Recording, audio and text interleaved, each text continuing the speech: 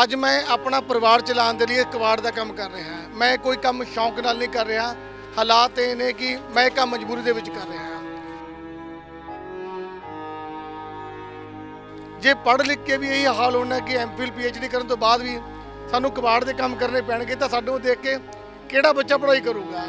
रही गल स्पोर्ट्स की, मैं 3 नेशनल खेडे तो मैं बच्चे कहते ने जे प्लेयरां का यह हाल होगा कि उन्होंने नौकरी भी नहीं मिलनी तो कोई बच्चा क्यों ग्राउंड 'ਚ जाऊगा। साडे मेरे तो थोड़ा अगे जाके मिस्टर मद्दी है, उसने DPED की है तो नेशनल खेड के रैसलिंग का और विद्या नौजवान नूं भी अपना गुजारा करने के लिए मीट की रेहड़ी लानी पै रही है। असीं पिछले 15 साल तो इन्हां नाल मीटिंगां करदे फिर रहे, सानूं किसी ने भी कोई भी तनख्वाह वगैरह तक की बताने की कोई दिलासा भी नहीं कदे इन्होंने दिता कि इन्होंने कुछ होना चाहिए। हालात ये ने कि ਜਿਹੜੇ पक्के पी ਸਾਡੇ बाहर बैठते हैं वो 50-50 तनख्वाह लै रहे हैं तो अंदर जो प्रोफैसर बैठ रहा उन्होंने सिर्फ 21 तनख्वाह मिल रही है। देखो जी कहावत है भी चोर चोर मुसेरे, भाई किसी ने साड़ी कोई सार नहीं लई। असी बहुत ज़्यादा लीडर को असी कोई लीडर छड्डिया नहीं, चाहे अकाली सरकार है चाहे कांग्रेस सरकार है। हरेक नूं जाके असीं दस्सिआ भी सानूं 15-15 साल हो गए पढ़ाते हुए। मैनूं लगदा दुनिया दे विच कोई भी इहो जिहा एग्जाम्पल नहीं होनी भी कॉलेज दे विच 15-15 साल पढ़ाते हो गए तो तनख्वाह उन्हां दी थोड़ी जी तनख्वाह ते काम कर रहे होण। ईवन गवर्नमेंट ऑफ अमेरिका भी 10 साल बाद बंदे नूं वीज़ा दे दिंदी है, सिटीजनशिप दे दिंदी है तो सानूं तां 15 साल हो गए साडी सरकार ने हजे तक सार नहीं लई।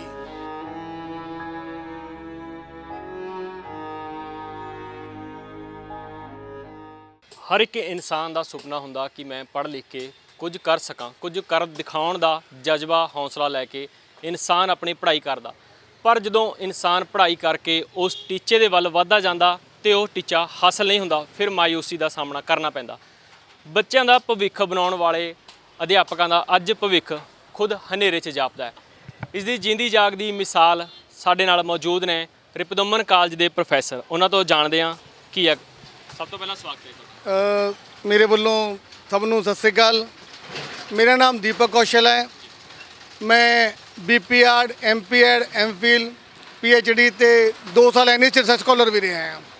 मैं पिछले 14-15 साल तो 90 कॉलेज पढ़ा रहे हैं तो हालात ये ने कि सानू पहला 7 तनख्वाह मिलती सी, हुण सानू 21 तनख्वाह मिलती है।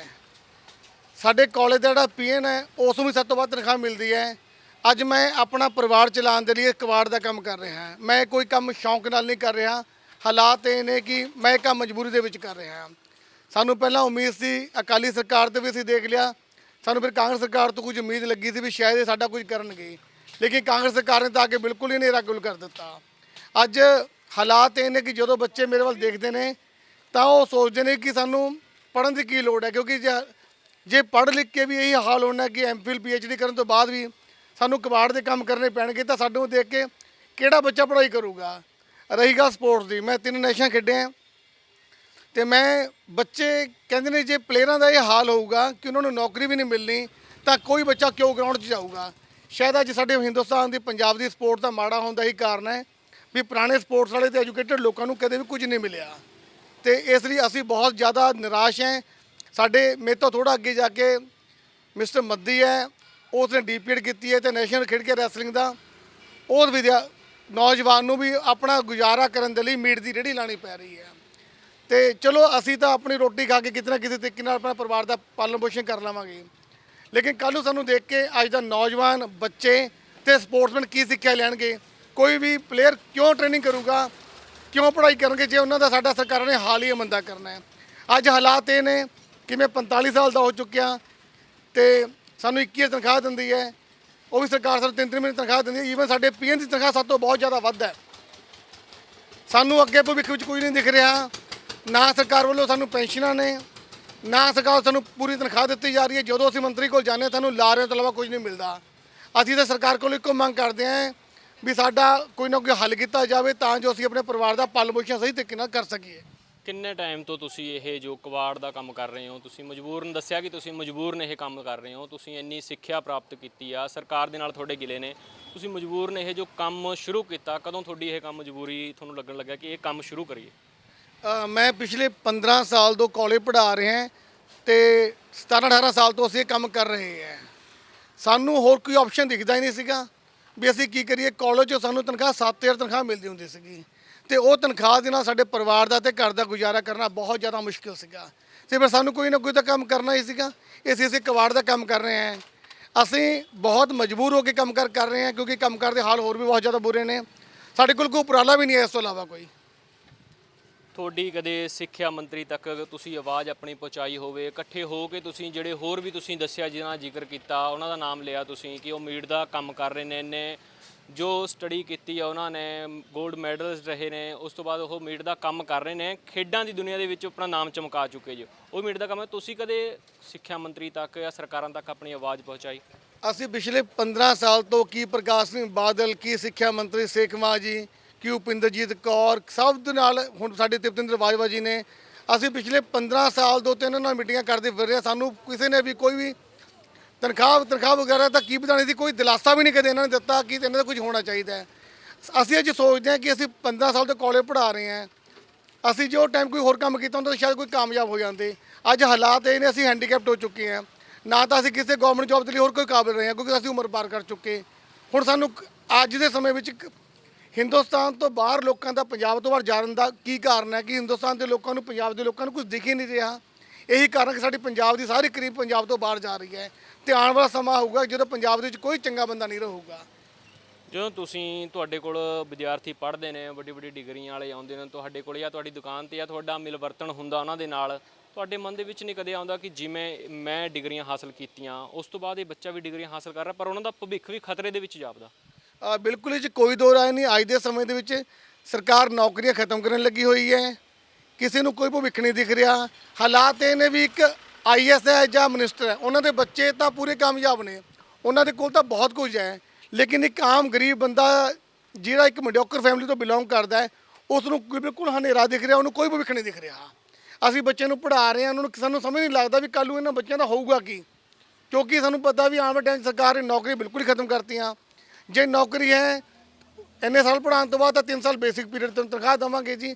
ਸਾਨੂੰ ਸਮਝ ਨਹੀਂ ਲੱਗ ਰਿਹਾ ਵੀ ਸਰਕਾਰ ਦੀ ਪਾਲਿਸੀਆਂ ਕੌਣ ਬਣਾ ਰਿਹਾ ਹੈ ਤੇ ਸਰਕਾਰ ਆਮ ਲੋਕਾਂ ਵੱਲ ਧਿਆਨ ਕਿਉਂ ਨਹੀਂ ਦੇ ਰਹੀ। ਤੁਹਾਨੂੰ ਕਦੇ ਵੀ ਸਰਕਾਰਾਂ ਵੱਲੋਂ ਭਰੋਸਾ ਨਹੀਂ ਦਿੱਤਾ ਗਿਆ ਜਾਂ ਫਿਰ ਜੋ ਵਾਅਦਾ ਕਰਕੇ ਵਾਅਦਾ ਖਿਲਾਫੀ ਹੋਈ ਆ ਤੁਹਾਡੇ ਨਾਲ? ਸਾਨੂੰ ਬਹੁਤ ਵਾਰੀ ਪਹਿਲਾਂ ਕਾਂਗਰਸ ਸਰਕਾਰ ਨੂੰ ਮਿਲਦੇ ਹੁੰਦੇ ਸੀ ਕਿ ਜਦੋਂ ਇਹ ਕਹਿੰਦੇ ਸੀ ਜਦੋਂ ਅਸੀਂ ਆਵਾਂਗੇ ਤੁਹਾਡਾ ਕੋਈ ਨਾ ਕੋਈ ਹੱਲ ਕਰਾਂਗੇ।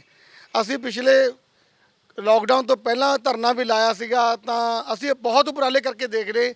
ਅਸੀਂ ਜਦੋਂ ਕਿਸੇ ਮਿਨਿਸਟਰ ਕੋਲ ਜਾਂਦੇ ਹਾਂ, ਸੈਕਟਰੀ ਕੋਲ ਜਾਂਦੇ ਹਾਂ ਤਾਂ ਉਹ ਕਹਿੰਦੇ ਤੁਹਾਡਾ ਕੁਝ ਕਰ ਰਹੇ ਹਾਂ, ਪਰ ਪਿਛਲੇ 15 ਸਾਲ ਤੋਂ ਸਾਨੂੰ ਸਿਵਾਏ ਲਾਰਿਆਂ ਤੋਂ ਕੁਝ ਨਹੀਂ ਮਿਲਿਆ।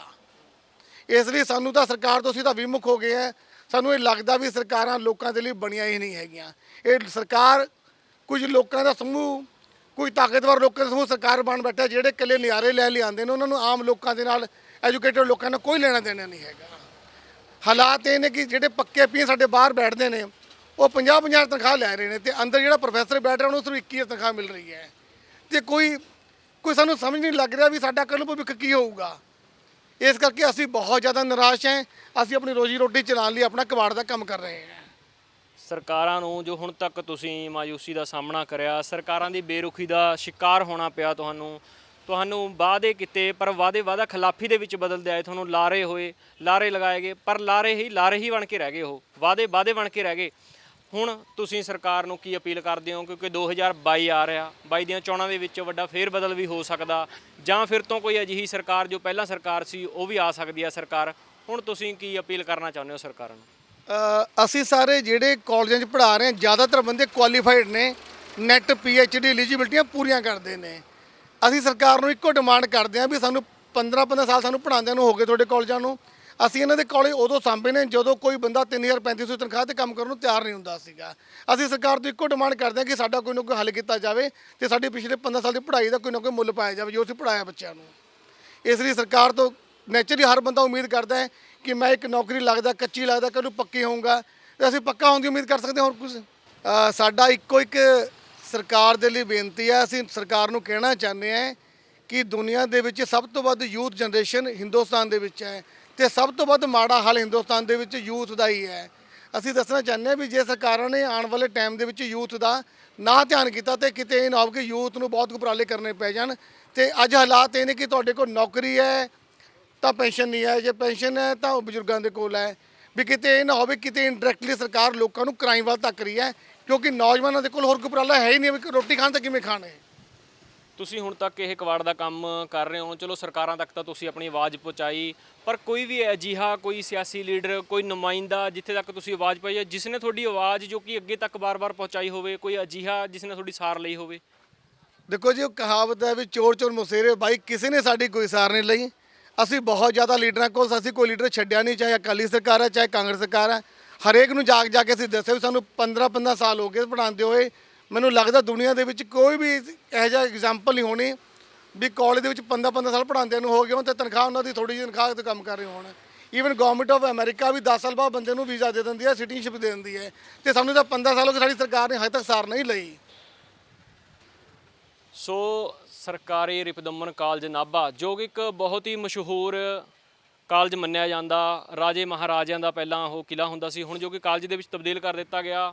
ਉਸ ਕਾਲਜ ਦੇ ਪ੍ਰੋਫੈਸਰ ਡਾਕਟਰ ਦੀਪਕ ਕੌਸ਼ਲ ਨੇ ਆਪਣੀ ਦਾਸਤਾਨ ਸੁਣਾਈ ਹੈ, ਜੋ ਕਿ ਅੱਜ ਸਰਕਾਰਾਂ ਦੀ ਬੇਰੁਖੀ ਦਾ ਸ਼ਿਕਾਰ ਹੋ ਕੇ ਅੱਜ ਕਬਾੜ ਦਾ ਕੰਮ ਕਰਨ ਨੂੰ ਮਜਬੂਰ ਹੋ ਰਹੇ ਨੇ, ਕਿਉਂਕਿ ਸਰਕਾਰਾਂ ਨੇ 15 ਸਾਲ ਤੋਂ ਇਹਨਾਂ ਦੀ ਸਾਰ ਨਹੀਂ ਲਈ। 15 ਸਾਲ ਤੋਂ ਇਹਨਾਂ ਨੂੰ ਮਿਲਦੇ ਰਹੇ ਸਿਰਫ ਔਰ ਸਿਰਫ ਲਾਰੇ ਤੇ ਵਾਅਦਾ ਖਿਲਾਫੀ।